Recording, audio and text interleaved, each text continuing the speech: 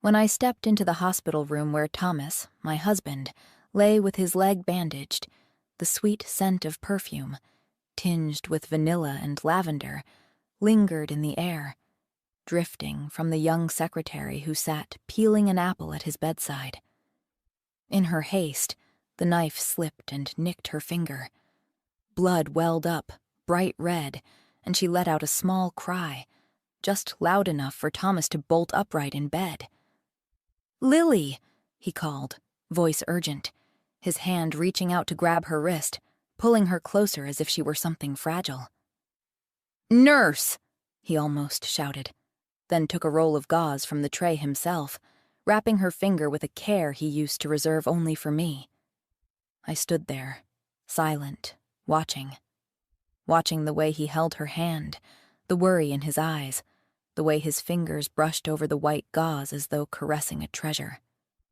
My heart pounded, not from hurt, but from something colder, sharper, like the blade Lily had just dropped.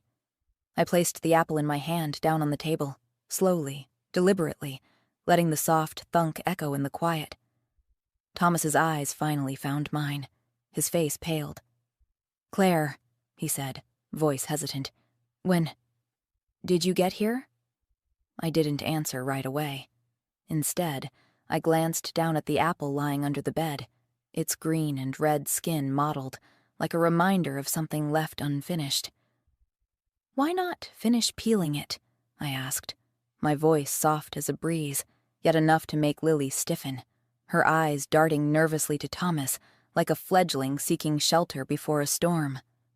"Claire, don't make this hard for her," Thomas frowned, his tone carrying a hint of irritation, as if I were the one overreacting.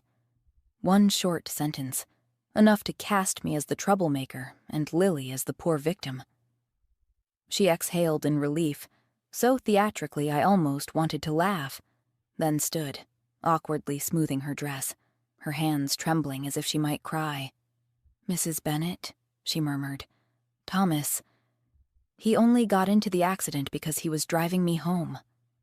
I raised an eyebrow, saying nothing. She rushed to continue, eyes glistening. "I'm truly sorry." She bent forward, so low her hair nearly touched the floor. I didn't respond. I just looked, letting the silence press down on her shoulders. At last, Lily cast one more glance at Thomas, then quietly picked up her bag and left, the click of her heels fading down the hall. The room sank into silence. Thomas looked at me, his eyes searching, as if trying to read my thoughts. "I thought you were asleep," he said softly, almost in a whisper. I smiled. Not the happy kind, but the cold smile I'd learned after too many betrayals. "Yeah," I replied. "I thought you were in a meeting." His face stiffened, as if I had slapped him. I knew he remembered the text from 2 hours ago, when he told me to go to bed early because he was busy in a meeting. But I had been there, in his company's parking lot, watching Lily climb into the passenger seat of his car. I didn't text back, didn't call, just quietly drove to the hospital when I heard he'd been in an accident. And now, here I stood, still holding the paring knife, its blade gleaming with a reflection of my gaze. A knock on the door broke the air. It opened slightly, and Lily's face peeked in, tentative like a child caught doing something wrong. "Thomas."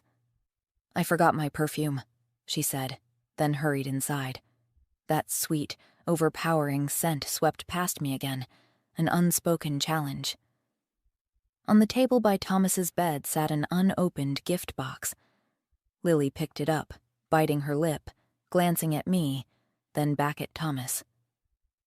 "He only drove me after the meeting," she stammered, as though I needed the clarification. "Enough," Thomas cut in, his tone sharp. He looked at Lily, softening. "Go home. This has nothing to do with you." Lily nodded, eyes watery, then slipped out again. I watched the gift box in her hands, the way Thomas avoided my eyes, and felt something inside my chest splinter apart. Sharp, jagged pieces falling one by one. The hospital room was steeped in silence, leaving only Thomas and me. The air felt heavy, as if someone had poured molten lead into the space between us. The steady beeping of the monitor seemed to stretch the tension with every pulse. Thomas lay in bed, his hand pressing against the bridge of his nose, brows furrowed as if searching for the right words to break the stillness. "Claire," he began, his voice low and hesitant. "Lily's birthday is coming up. We didn't mean anything else by it." He used the word we. I looked at him, saying nothing, feeling only a deep weariness rising inside me, as if all the years we had been together were crumbling into dust. Outside the window, rain began to fall, each heavy drop hitting the glass and leaving streaks that blurred the view. I saw Thomas's gaze drift toward the window, a flicker of worry crossing his face before he quickly concealed it, the same way he always hid the things he knew I wouldn't want to see. His phone rang, the sharp sound slicing through the air. He glanced at the screen, then answered, putting it on speaker. Lily's voice came through, light, almost coy. "Thomas, it's raining so hard outside. I didn't bring an umbrella. I'm worried about you, about your health." She paused, as if waiting for him to respond. When he didn't, her voice came again, softer now, almost a whisper. "I haven't gone home yet." Mrs. Clare looked at me like I was the problem. Thomas's expression darkened. He looked up at me, his gaze sharp but guarded. "Claire," he said, trying to keep his tone calm. "She's still young." I raised an eyebrow, my voice even but cold. "A 26-year-old child?" He pressed his lips together, saying nothing. His eyes darted away. I felt a surge of anger rise, no longer able to hold it back. "Or," I said, "were you hoping the one standing in the rain right now would be me?" Thomas stiffened. His posture softened, but not from guilt, more like someone cornered. "I didn't mean that," he said, his voice quieter now, almost pleading. But I didn't need an explanation. Not anymore. I looked out the window. The rain was falling harder, as if it wanted to drown the whole world. In that moment, I remembered another rain, years ago. I had been lying in a hospital bed then too, my leg in a cast after slipping during a part-time shift. Thomas had burst into the room, his coat soaked through, hair plastered to his forehead, eyes full of worry. "Claire, are you okay?" he asked, his voice trembling, gripping my hand as if afraid I might disappear. Back then, we had nothing. The padded jacket he wore was worn and fraying, but he refused to replace it. I had saved every bit I could to buy him a new one, but he just smiled and said he didn't need it. The only fruit we had were wild apples growing by the roadside, sour, their skins tough. But Thomas would sit by my bed and peel each one patiently, his clumsy knife strokes careful and deliberate. He would even sneak the leftover scraps for himself. I had cried then, not from the pain in my leg, but from watching him bite into those tart apples, his face scrunching up before he grinned.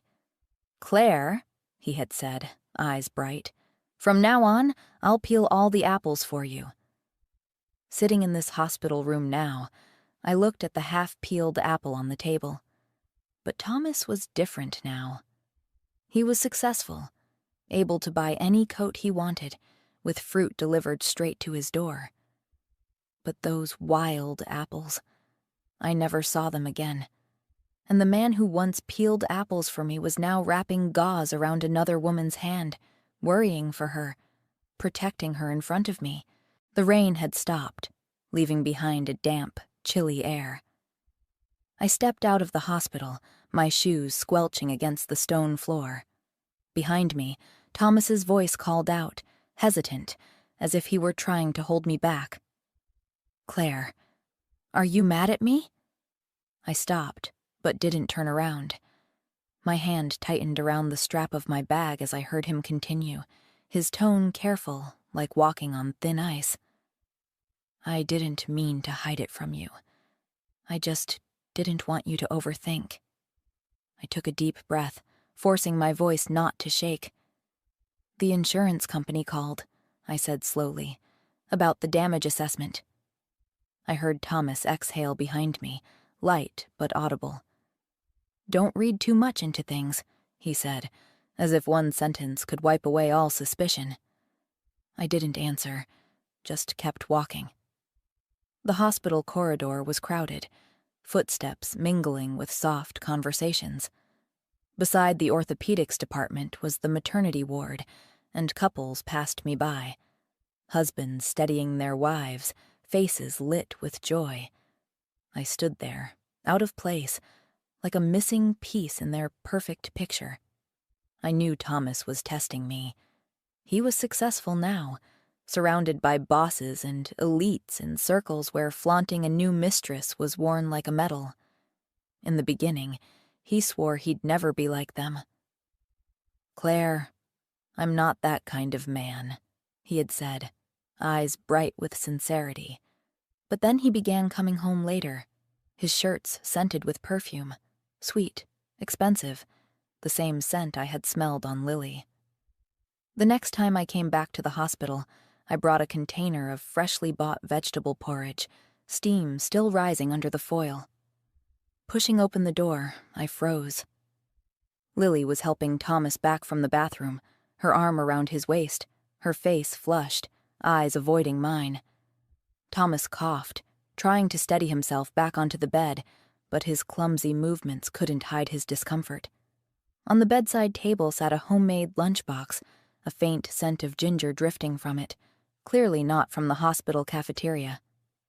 I set the porridge down on the table, deliberately letting the clack ring out loud enough to make them both flinch.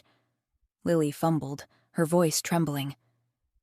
Mrs. Clare, I went to look for a nurse, but they were all busy. Thomas couldn't move easily, so I had to help him. I glanced at Thomas, watching him avoid my gaze, trying to appear calm. How's the damage assessment going? He asked, as if that was the most important thing right now. I smiled coldly, my eyes shifting to Lily. Well, Thomas big enough? Enough to live off? Lily's face drained of color, her eyes wide, flicking to Thomas as if for rescue. His expression darkened, his tone dropping. Claire, watch your mouth. Lily bit her lip, eyes glossy, trying to recover. Mrs. Clare, the boss needed urgent help, and you weren't here. If I didn't help him, should I just leave him to take care of it in bed? I studied her, really looked at her, for the first time. A round face, pale skin, smooth forehead, just like me 10 years ago, when I was still naive and believed in promises. Thomas's eyes shifted to the 2 meals on the table, the one I'd brought from outside and Lily's homemade dish, before suddenly asking, "Where were you last night?" I didn't answer.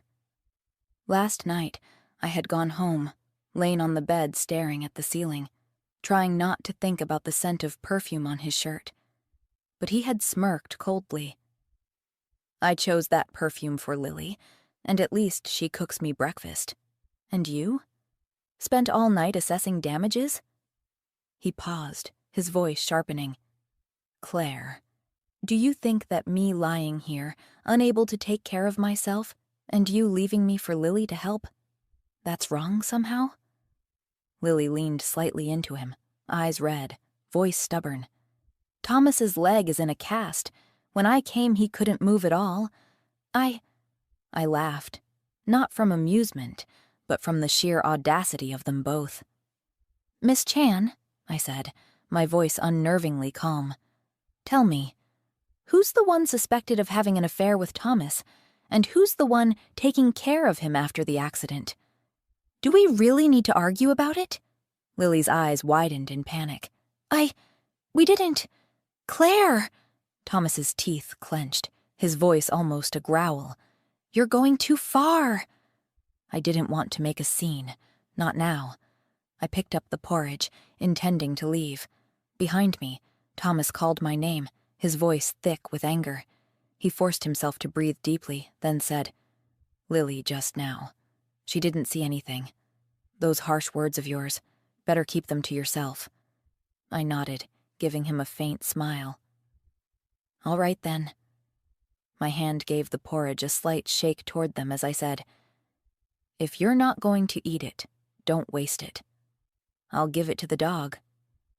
I turned to go. Behind me, Lily's soft sobs mingled with Thomas's gentle voice trying to comfort her. The elevator arrived, the doors sliding open, but I stood still, eyes closed. Strangely, I felt no pain, no anger, only a cold, quiet calm. An emotion that, even to me, was surprising in its steadiness. That late meeting that night, when Thomas told me he was busy with work, wasn't the first time he'd lied to me. The first time he lied was also because of Lily. I still remember. It was at a partner company's party. Before then, Thomas had always begged me to come along, holding my hand, his voice full of excitement. "Claire, come with me so everyone knows what an amazing wife I have." But that time, he looked at me, his eyes flickering away, and said, "This party doesn't allow +1s. It's just men talking business. You should stay home and rest." I believed him. I stayed home, curled up on the sofa, scrolling through my phone with a hot cup of coffee. Then a photo appeared from the account of a mutual friend. Thomas, in a deep blue suit, had his arm draped over the shoulder of a young woman with her hair tied high, wearing a tight dress. His left hand was raised, shielding her when another man tried to press a glass of wine toward her. His smile, bright and unrestrained, was something I hadn't seen in a long time. I sat there, staring at my phone screen, my fingers trembling. Not from anger, but from the feeling that someone had just ripped a corner off my heart. When Thomas came home, the faint scent of alcohol on his shirt, he saw me sitting still in the dark. He knew I'd seen the photo. He gave a strained smile, sat down beside me, his hand resting on my shoulder as if to soothe me. "Just giving an employee a chance to grow, sweetheart," he said, his tone sweet but insincere. "That girl, Lily, she looks a little like you used to, so I wanted to help her. If back then someone had helped us, maybe we wouldn't have had to eat apples instead of real meals, right?" His words cut like a knife, not because of Lily, but because of the way he mentioned those wild apples, as if they were a stain, a memory he wanted to bury. I remembered those hard days, when he sat by my hospital bed, patiently peeling each sour apple, smiling at me even as his own face puckered at the bitterness. Back then, I thought that was love. But now, hearing him speak, I realized that to him, it had only been humiliation. I didn't argue, not a word. I just looked at him, my eyes empty, then stood up and went to bed. My silence made him uneasy. That night, he lay beside me, sleepless, his voice whispering as if afraid I might disappear. "Claire, I swear, from now on I'll keep my distance from her. Lily Chan, or Lily Wang, whoever she is. I won't see her again." I nodded, not believing him, but unwilling to argue. I had learned that sometimes silence is the best way to see the truth clearly, but his promise didn't last long. Just a few weeks later, I heard from a former colleague, Thomas had given special approval to hire an intern as his personal secretary. Her name? Lily Chan. The next day, Thomas hobbled into the house on crutches, the dry, hollow thud of wood against the floor echoing with each step. Lily walked beside him, her hand lightly supporting his elbow, her face flushed, a fine sheen of sweat like a thin mist across her skin. She looked at me, standing frozen in the kitchen doorway, and quickly let go of him, the movement clumsy, as if she had just been caught. Mrs. Claire. Her voice was small, hesitant. I didn't do anything. I didn't answer, my gaze drifting down to her lips, still faintly smudged with pink lipstick at the corner, a trace not yet wiped away. Before you deny it, I said, my voice even but cold. Make sure to clean your mouth. Lily let out a small gasp, her hand flying up to cover her lips, her eyes widening, glistening. Those eyes, wet and fragile, were enough to make anyone soften. Even I, for a fleeting moment, almost faltered. But then I heard Thomas clear his throat, his voice covering for her. Probably just brushed against him while helping. Lily nodded quickly, her hand still covering her mouth. I turned away, unwilling to watch the performance any longer. Across the living room, Lily rummaged through her bag, pulling out a bottle of perfume, setting it on the coffee table with a trembling hand. Mrs. Claire, she said, her voice shaky, on the verge of breaking. This was a gift Thomas gave me. I'm sorry. Please don't fight with him because of me. She bent low, a deep bow, then turned and nearly ran out of the house, the sharp clicks of her heels rushing across the floor. At that moment, my phone buzzed. A friend request on WeChat. I accepted without much thought. The sender didn't message, only posted a status. He gives so many things. The ones I don't like, I just throw away.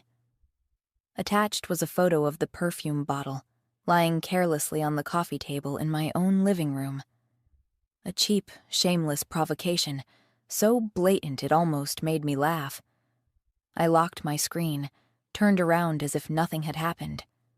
Behind me, Thomas's voice came, slightly rushed. Claire, where are you going? Busy, I replied lightly. Why? His chest rose and fell, his eyes closing for a moment as if to keep himself in check. I'm home now, he said. Lily's gone. I nodded, not looking at him. He ground his teeth, his voice lower. I told her to leave. Claire, stop making a scene, all right? All right, I said evenly. He exhaled, his expression easing, a flicker of satisfaction in his eyes as if he had just won a hand. But in the same moment, I picked up my phone, my finger sliding lightly over the screen. Give me Lily's number, I said, looking straight into his eyes. I'll call her back to take care of you. His gaze collapsed, like a sandcastle flattened by a wave in an instant. Claire, he roared, his voice shaking with anger. Are you insane? I'm your husband. You'd let another woman come take care of your husband? I tilted my head, smiling faintly. So what? What's wrong with that? He froze, his mouth opening but no words coming out. I looked at him, my eyes calm, but inside, everything was already crystal clear. Lately, Thomas had been using my car. Before, to make me trust him, he'd had a camera installed in his own car. But what he didn't know was that for safety, I had one installed in mine as well. The camera had recorded everything, conversations I never wanted to hear. I heard him and Lily shopping for perfume, arranging dinner at a restaurant, the sounds of satisfied moans, Lily's giggles. And if not for the accident, I knew their next stop would have been a hotel. I even heard Thomas say to her, his voice low, "Pick an apartment near the office."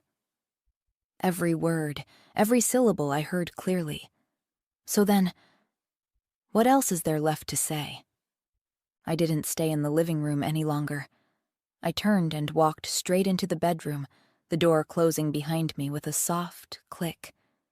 The air went still, so quiet I could hear my own heartbeat. Then, from the living room, came the sound of Thomas's crutch falling to the floor, the hollow clatter like he had lost his balance. I didn't turn back. Back then, I had once walked with a crutch too, my leg in a cast after a fractured shin bone. Life was harsh then, but Thomas was always there. By day, he ran everywhere trying to start his business. By night, he would rush home, drenched in sweat, just to take care of me. I remember once, wanting to prepare him a birthday cake, I had tried to hobble into the kitchen.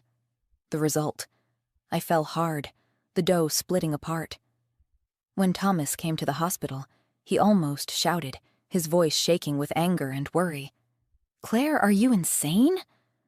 My eyes burned as I looked at him. "It's your birthday today. I just wanted to make you a cake myself." He froze, then pulled me into a tight embrace, his voice hoarse like an oath. "Claire, I'll treat you well for the rest of my life." Back then, he had nothing. No money, no friends. No one even remembered his birthday. There was only me, with an unfinished cake and the foolish love of youth. But now, standing in the bedroom, I wondered, "Thomas, did you forget that promise, or were you never sincere at all?" The living room filled with the sound of his unsteady steps. Then the bedroom door was knocked on softly. Thomas's voice was low and rough, as if holding something back. "Claire, let's talk." "About Lily. I can explain." When I didn't answer, he unlocked the door with a spare key and stepped in. I was sitting on the bed, a stack of property documents, the joint assets of our marriage, spread out in front of me. He frowned, his gaze probing. "What are you doing?" I paused, then set the papers aside. "Just taking inventory," I said evenly. "It's been a while since I checked." Thomas stood straight, leaning on his crutch, trying to keep calm. "Nothing ever crossed the line between me and her," he said, but his eyes flickered away, as if afraid I'd see through him. "So what?" I lifted my head, looking straight into his eyes. His throat moved, as if about to say something, but my phone buzzed nonstop with new messages. It was Lily.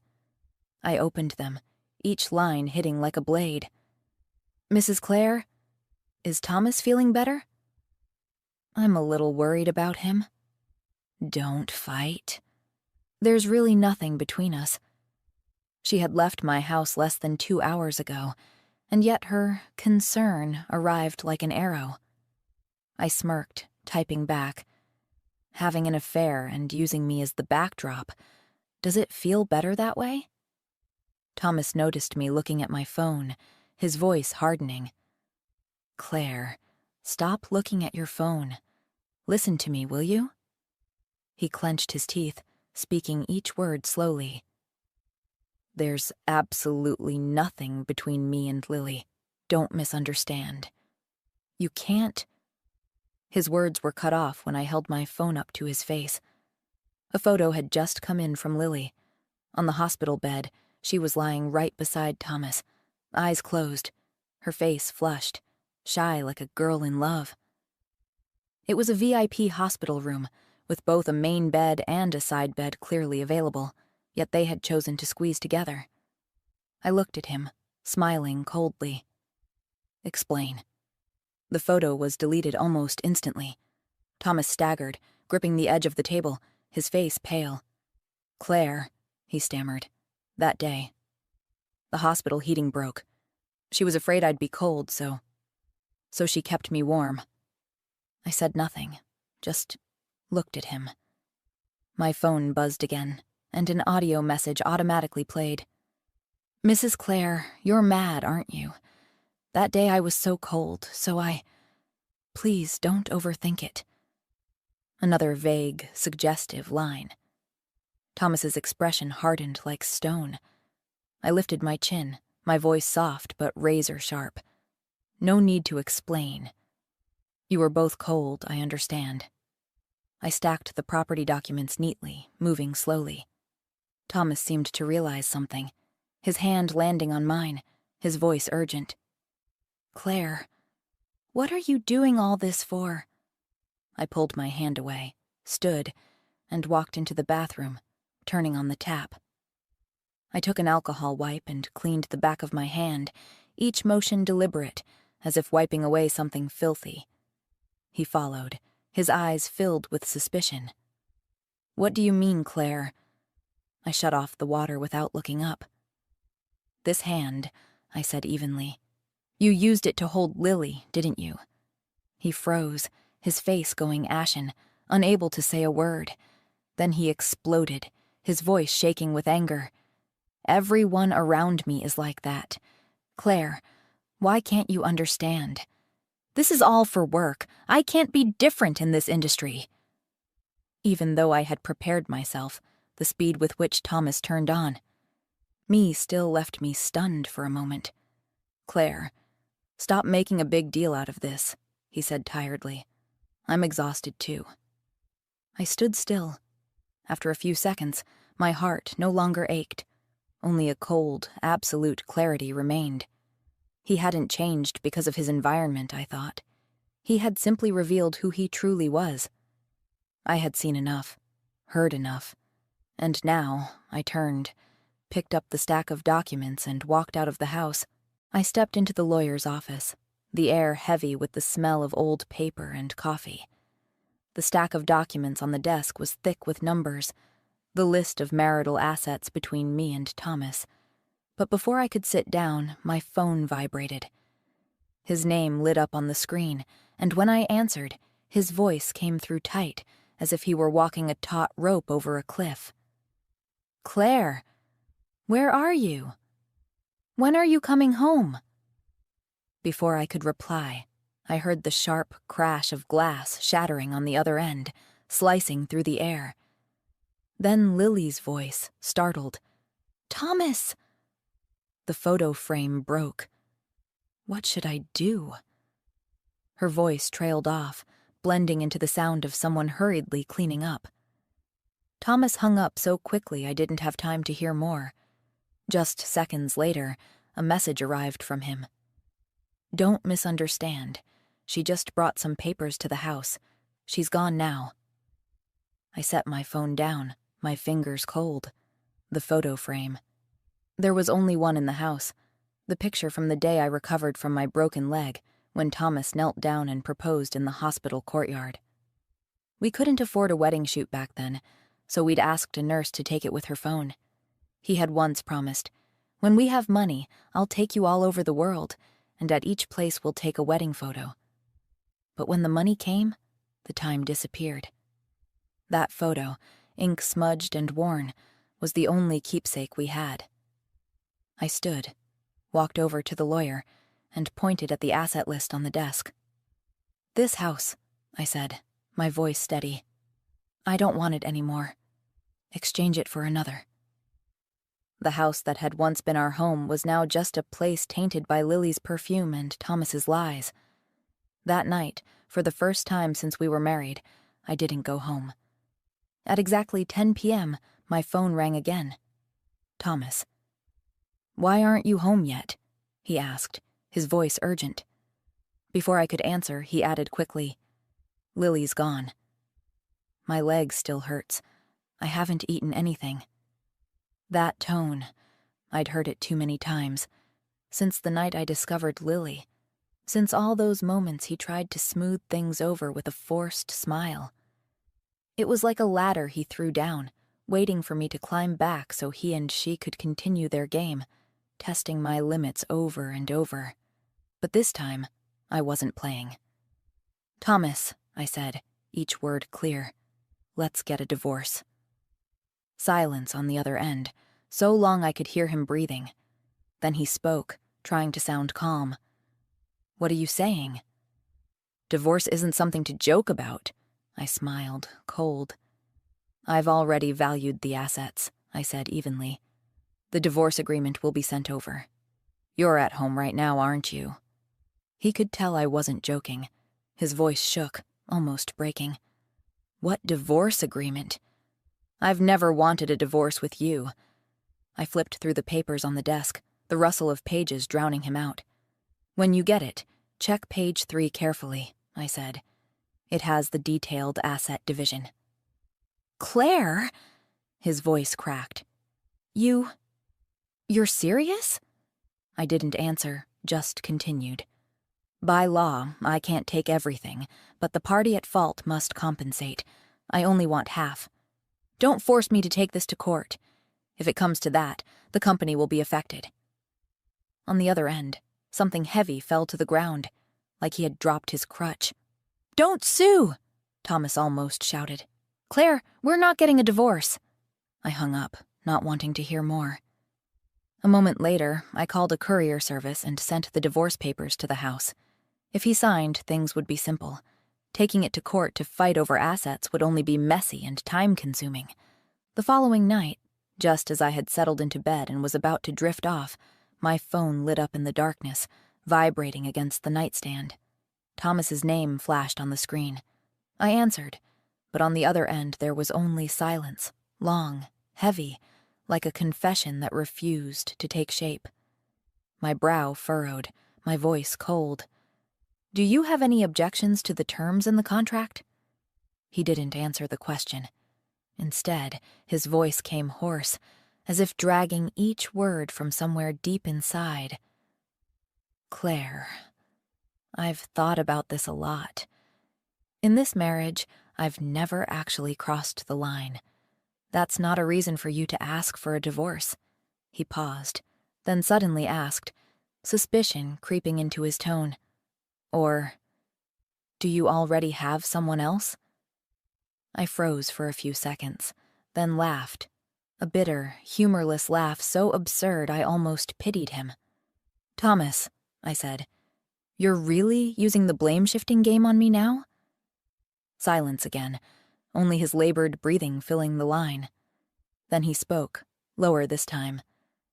"I haven't slept with her." I smirked, asking back, "And if you hadn't had the accident?" Without that accident, everything would have gone exactly as they planned. Shopping, dining, then heading straight to a hotel.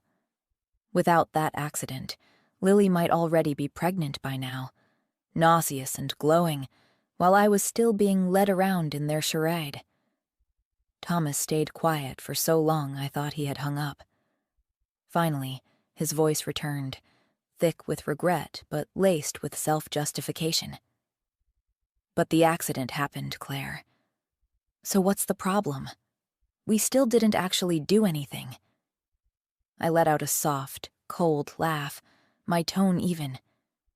"And what about the hospital? Does getting that close with your hands not count as cheating?" His breath caught, like he'd been slapped. What nonsense are you saying?" he nearly shouted, but I could hear the panic in every syllable.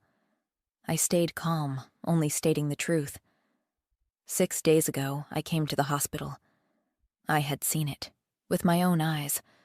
Lily walking out of the bathroom, hair tousled, dress slightly askew, a satisfied smile on her lips. She waved her hand in front of me, as if deliberately showing off, murmuring, "Mrs. Clare, my hand's so tired." Thomas was lying in the hospital bed, the curtain drawn tight around it, crumpled tissues scattered across the floor. The air in the room was heavy, damp, carrying a murky, intimate scent. I turned and walked away immediately, but still heard Thomas call after her, his voice tinged with worry. "Lily? What happened?" She answered, sweet as honey. "It's nothing. Just tired hands." Then came the sound of him fussing over her, his tenderness so sharp it made my chest clench. The next day, $200,000 vanished from my bank account. I didn't care. Every expense had been recorded, itemized clearly under the asset division, the portion belonging to Thomas. What was mine? Not a single cent would be missing. The divorce proceedings were processed quickly. It wasn't long before Thomas received a court summons. Before the hearing, Lily sent a flurry of frantic messages, her tone sobbing. "Mrs. Clare, why are you forcing Thomas to fire me by divorcing him?" "I never wanted to take anything from you." The words reeked of performance, clearly meant for someone else to read, not me. I didn't respond. Perhaps Thomas hadn't defended her, because Lily's true nature soon slipped through, panicked, ugly. "You've always been the extra one." Stop pretending, Claire. You climbed your way up the same way I'm doing now, and you want to forbid others? She was referring to the 15% stake I held in Thomas's company. Ridiculous. I typed back. The path I took is nothing like yours. This company, Thomas and I built from nothing. And you? All you've done is use your body to climb. And you dare compare yourself to me. Then I blocked her without waiting for a reply. News of the divorce rippled through the business circle. The day before court, I saw Thomas sitting in a wheelchair, pushed not by Lily, but by an unfamiliar male assistant. He looked at me from a distance, his lips dry, eyes full of disappointment. Claire, do you know? Recently, many partners have called me.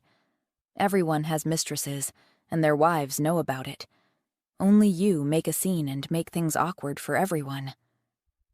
I paused, smiling. What do you mean? That you're King Solomon, entitled to multiple wives. Seeing a flicker of hope in his eyes, I continued, each word like ice. Then why don't you go to hell and reincarnate? Maybe you'll time travel back to ancient times and get to marry 3 wives. Chinese dramas do that all the time. Claire, he shouted, but I didn't stop. Just before stepping into the courtroom, he called out again, both hands gripping his thighs. I admit I was wrong. Can we not go this far? I looked at him, my smile distant. Do you remember what I asked you the day you said you were in a meeting? His face turned white. He remembered. That day I had asked, if I have good news, can you skip the meeting?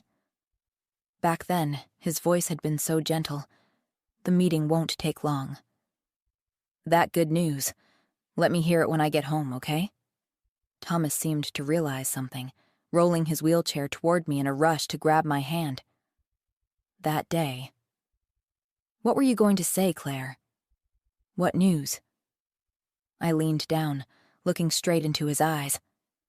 That day, I was going to tell you I was pregnant, that we were truly going to be a family. His gaze dropped to my stomach, his eyes hungry. Claire, then don't divorce me. Let's go home. I'll be a good father. I smiled, gentle but merciless. But the day I saw you and Lily in the parking lot, I had already been to the hospital. I paused, my voice as light as air. Otherwise, how could I have gotten to the hospital so quickly? His eyes reddened, his whole body trembling. Claire, you're getting back at me? You would... just to get revenge? I pulled my hand from his grip, my laugh cold. You're overthinking. I just don't want my child to have a father like you. Someone who's a disgrace from the moment they're born. I turned and walked into the courtroom without looking back. My file included the dash cam recording, his and Lily's whispered words, enough to prove the marriage was irreparably broken. One strike of the gavel ended it all. A marriage of several years was now nothing but a shattered fragment, like the old wedding photo frame, left for no one to pick up. I stepped out of the courthouse, the icy air cutting through my coat. Thomas sat there in his wheelchair at the entrance, his eyes vacant, as if the whole world had just collapsed beneath him. I turned my head away, not looking again, quietly circling to the back exit, choosing a path in the opposite direction. From now on, we would go our separate ways, with nothing left between us. That evening, friends threw a party to celebrate my return to single life. In the private room, the clinking of glasses rang out, lights shimmered, the air lively as if to drive away every shadow. At the height of it, someone slammed a hand on the table, laughing loudly. The door swung open and more than a dozen young men walked in, lined up neatly, suits crisp, smiles bright. The room erupted, applause mixing with laughter. Thomas had no idea that outside his cutthroat business world there was another, a circle of wealthy wives. He boasted about his youthful mistress, But the wives, too, had their own well-groomed young men, ready to appear when needed. In such games, it was never certain who truly outplayed whom. But I didn't need to join that game. I sat there, raised my glass. I didn't choose anyone, didn't need to become like them to belong in this world. Midway through the party, a friend, tipsy, leaned in and whispered in my ear, "Claire, relax." I just smiled without replying. The party ended late. I had a few drinks, feeling light-headed as I stepped out of the club, the sound of my heels tapping against the pavement. A woman approached, lighting a cigarette in front of me, the white smoke curling in the air. "Claire, that was quite a performance," she said, her tone mocking but without malice. I nodded, lips curling faintly. She smirked. "Good. Now you've had your turn, it's mine. When I divorce, you'll help me, right?" "Sure," I said. "I'll even help you hit your husband with a car." She shot me a look, then burst out laughing. "And his mistress, too. That immigrant girl Thomas never got to use. Let me pass her on to my husband, CEO Parker. Their taste in assistance is exactly the same." I nodded slowly, like I was signing an invisible contract. The drizzle chilled my skin, sobering me. I'd long known how filthy that business world was. The girl I had arranged was just a test. Who knew Thomas would hurl himself into another woman's arms before I even had the chance to use it? No, he had always wanted it, I thought. Lily just happened to appear at the right time, perfectly matching his thrill type. The woman blew a smoke ring, frowning. "I heard you were pregnant once? Aborted? And you're still drinking?" I smiled, shaking my head, pulling a slim cigarette from her pack, lighting it. The acrid smoke burned down my throat. "Never pregnant," I said lightly, "just tricked an idiot." Her eyes widened, then she burst into laughter. "You play hard, Claire." Thomas was a bastard, but I had to admit, his business mind wasn't bad. Half of his assets was no small sum. While I was traveling in the Maldives, I heard the latest about him. His leg still hadn't fully healed, yet he dragged himself on crutches to attend an international partnership signing ceremony. This collaboration was with a transnational corporation, even covered by foreign media. And right then, Lily burst into the hall in tears, ruining the entire signing. Even though Thomas tried to use his connections to salvage it, in the end, the damage couldn't be undone. That's how the business world is. When you're not strong enough to hold your place, persistence might get you in. But once you fall, no one dares admit they ever knew you. I heard Thomas was living miserably, running himself ragged before his leg was even healed, scrambling to cling to what was left. But I no longer cared. I stood by the pool, the Maldives sun spilling gold across the water. The sea breeze brushed against my skin, carrying salt and the taste of freedom. Thomas, whether you rise from your own ashes or sink to the bottom, unable to climb back, none of it matters anymore. We are strangers now, living in the same city, but perhaps for the rest of our lives, our paths will never cross again. "Claire!" a cheerful voice called from the poolside, pulling me from my thoughts. "Come in, the water's great." I laughed softly, a light smile free of all burdens. I slipped off my sandals, letting my bare feet touch the cool stone, stepping slowly toward the water. The turquoise sea was clear, reflecting the sky like a mirror of freedom, untouched by any shadow. I stood at the edge, inhaling deeply, letting the scent of salt and sunlight fill my lungs. This was a new beginning. I tilted my head back, letting the sun kiss my cheeks, the wind sing in my ears. In this moment, I was no longer the Claire of pain, and waiting for excuses. I was Claire, free, light as the waves lapping at me, ready for a new journey. Freedom isn't about running away. It's about choosing to live unbound. The waters of the Maldives shimmered with color, pure, alive, free, just like my soul now.